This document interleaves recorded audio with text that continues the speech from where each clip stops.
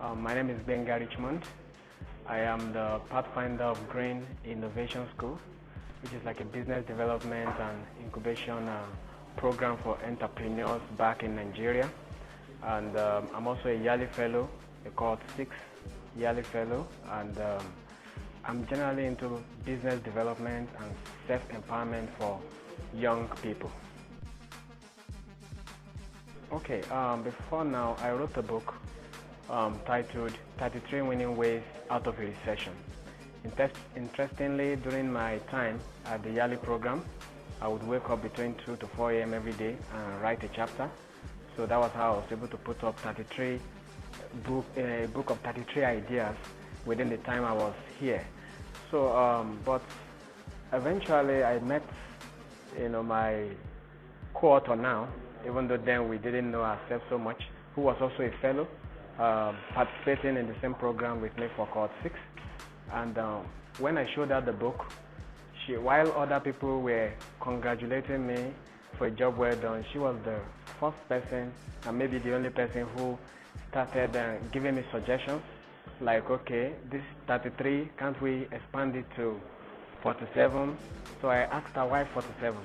I said 47 is her, lucky number. Everything 47 works for her. So I said okay. And then next she was like the title 33 Winning Ways Out of a Recession. Why recession? Because I said because recession is currently going on in my country, Nigeria, and she explained that recession comes and goes. Why don't I write a book that is timeless, a book that whether recession or not, people can still take advantage of? And I was nodding my head and listening to the brilliant idea she was bringing, and then finally she checked through the pages, because for each idea we would do a kind of like a financial projection, how much the readers can make from each idea. And then the financial projections were in Naira.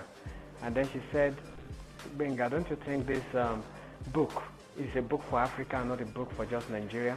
If you make it in Naira, someone from Cote d'Ivoire will be having a tough time converting Naira to the currency in Cote d'Ivoire. But if I make it in dollars, then it becomes a book for Africa, and anybody in any of the 54 countries in Africa can easily convert dollars to their home currency. So that's how come 47 winning ways. Yeah. Plenty, because number one, immediately after we met at the point where I was, off to the airport, and then I got back to Nigeria, we had communication gaps. Assuming we related during the 6 weeks, we were just meters away from each other. But I being in Nigeria and she staying back in Ghana, and remember, we only met for 5 minutes before my trip to Nigeria, so we had not really known each other well.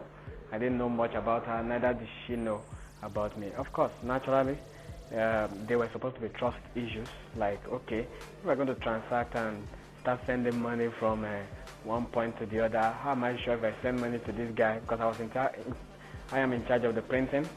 What if I send money to this guy and he just clamps down and then I can't reach him? I don't know him much other than the fact that he's a fellow. So challenges of transactions involving money, and then also the challenge of having to send manuscripts back and forth. I did something, she checks, and then even in coming up with the cover for this book, we had to go through series and rounds of brainstorming, because I will come up with an idea, she will say, okay, let's do it this way. The normal thing that goes with partnerships, we had those kind of challenges. But all in all, we were able to overcome them, and that's how come we have the book published now. The book, profiles 47 different ideas that anyone can pick up anywhere in Africa, young people or not, and then apply themselves through self-empowerment. In this book now we have under fashion, beauty and fitness, we have adjust clothes to fit, do the same thing differently, or start a student aid company. The truth is, there are no jobs anywhere. We have an unemployment challenge all across Africa. In Nigeria, for example, according to the National Bureau of Statistics, 1 in 4 Nigerians are unemployed. You can imagine what that means in actual numbers. And then also in Ghana, there's a recent report by the World Bank that 48% of the youth are jobless. And with my little interactions with Ghanaians, they even tell me it's not true, it's worse. It's actually worse than that. And then all over Africa, there are alarming, statistics that proves the fact that the unemployment problem in Africa is massive and something needs to be done. And we have come up with an idea called self-empowerment through self-employment, which means anyone can pick any of the ideas in this book that they favor or that aligns with their resources or their talent and passion, and then develop it into an actual startup. So it's not just a book of stories. Each chapter is an idea that they can explore for self-employment. So that's the reason why we think every young person should have it. Okay, so now after someone picks up this book, reads through it, and decides on an idea or two that they want to explore for self-employment, the next step is that we have created a school. We have created a school for entrepreneurs. We call it WISE Ghana, which we are going to replicate in other countries all across Africa. WISE stands for WTW Innovation School for Entrepreneurs. So this school will be there to admit those readers who have gone through this book and then have come up with one idea or two they want to explore. So we take them through 5 weeks of business innovation and incubation, after which they're able to come out with their startup, which they can begin to grow organically and then impact the society and make profits from. So the book leads to the school. So that's the general idea.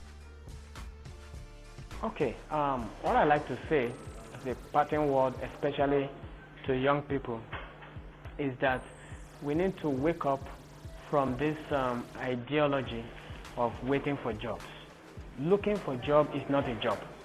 So we need to take a next step by actually empowering ourselves. If the government cannot empower all of us, which is not exactly feasible, then each one of us can look inwards at the talent or passion we have, explore and apply ourselves, and impact society. Just like what a popular saying in America that says, don't look at what America can do for you, but what you can do for America. In the same vein, let's begin looking at what we can do for our communities, and the community will reward us in terms of profit for our business solutions. Thank you.